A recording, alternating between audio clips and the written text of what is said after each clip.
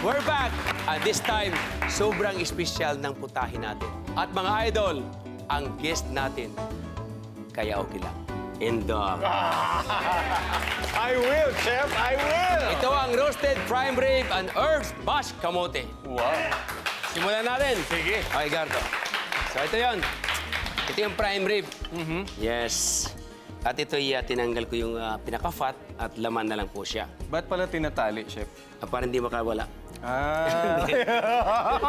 Hindi, para ma-form yung luhin niya. Kasi pag inopen mo na hindi siya nakatali, bumubuhaghag yan. Pag hiniwa mo siya, hindi siya form na stick.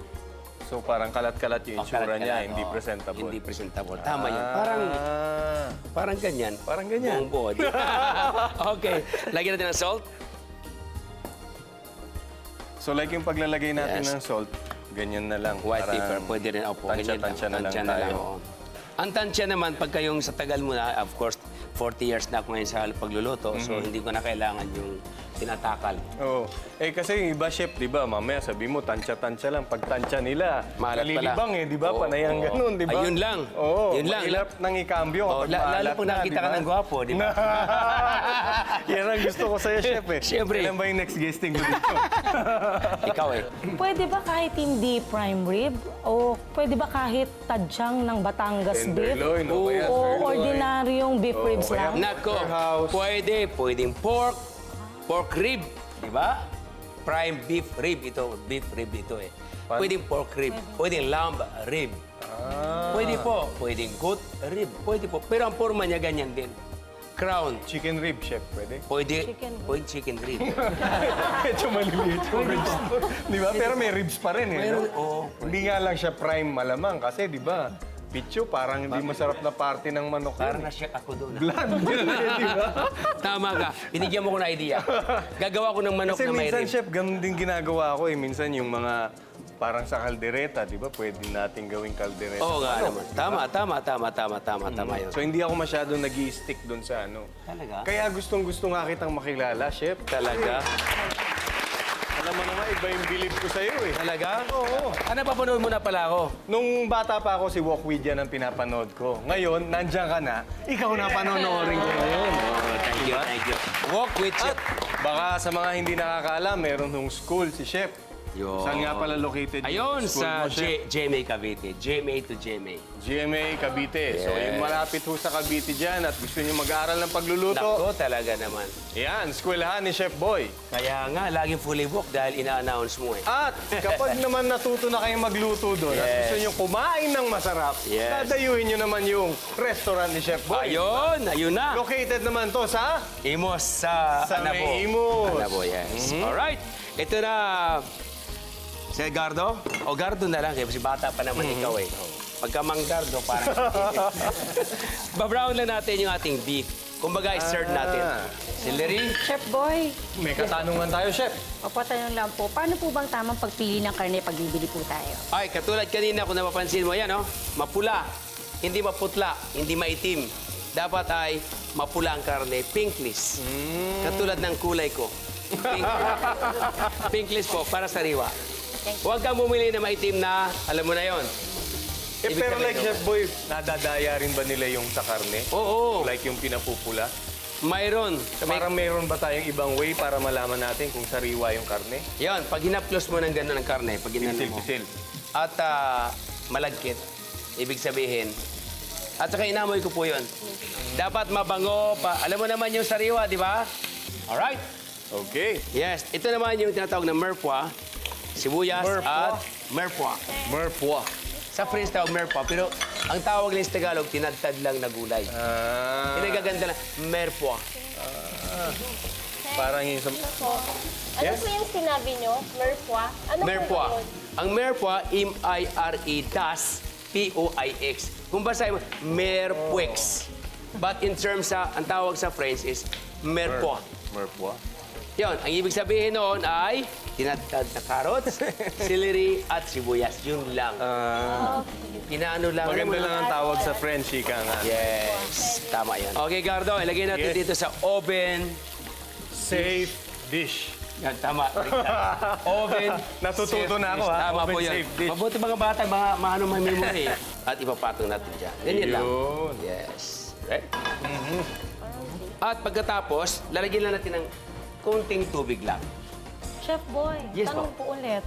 May iba po kasi takot bumili ng prime rib. Kasi pag hindi ka confident sa pagluluto nito, baka masira mo ang prime rib. So Masasayang. paano po ba ang garantisadong paraan para hindi masira ang prime rib? Okay. O, sabay-sabay tayo. Sabay-sabay tayo. Ganito, ha?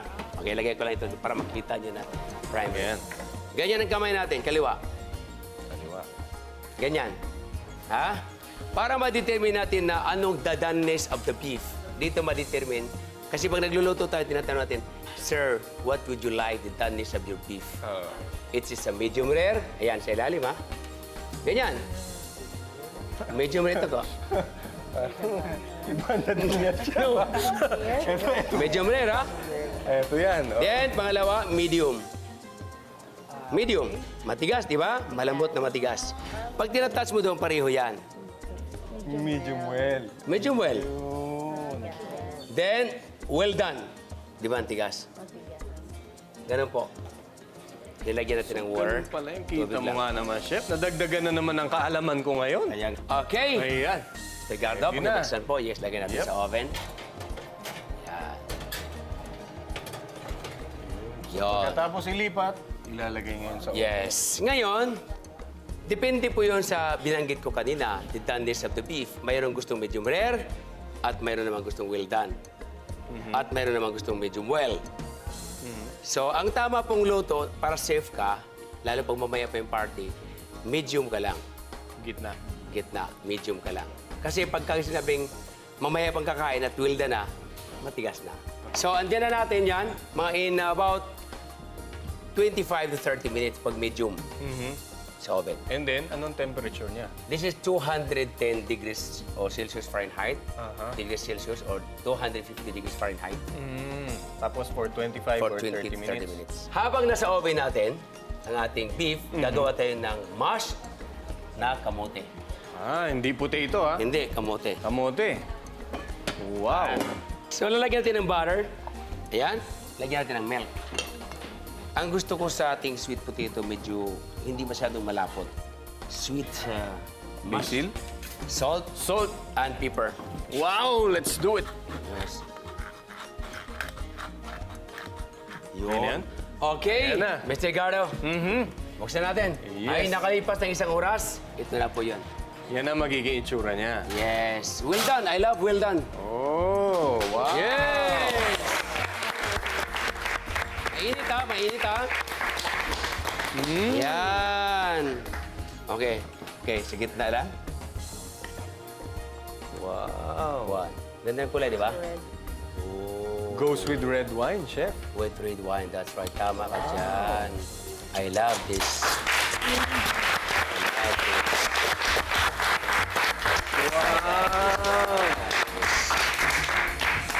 Gusto ko maraming sauce.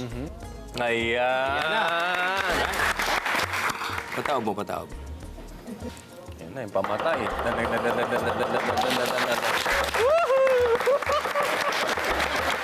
Okay. Pakati tayo, dalawa.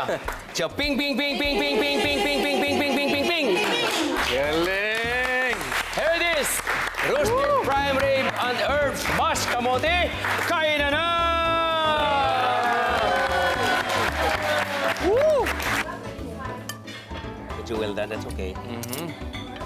Wow. Happy birthday, Chef. Yeah. Sorry, happy birthday. Wow. Yes. Right, enjoy. Napakasarap, Chef. Alam mo, isa na lang ang kulang nitong dish mo. Alam mo kung ano yun? Ka-date. Iyon! Yun na lang. Swak na swak. Sarap talaga, Chef. Sana, imbitahan mo ako ulit dito, Chef. Okay, the best po ang food. Halos di ako mabagsak. Sobrang sarap to talaga. The best. Maninamnam siya and bagay na bagay sa mash kamote. The best. Sino makakapagsabi na ang kamote pwede rin maging sosyal katulad nito, di ba? Ang sarap. Huwag kayong alis. Pinoy fish and cabbage chips with tuba vinaigrette dressing ang lulutuin natin sa pagbabalik ng Idol sa Kusina!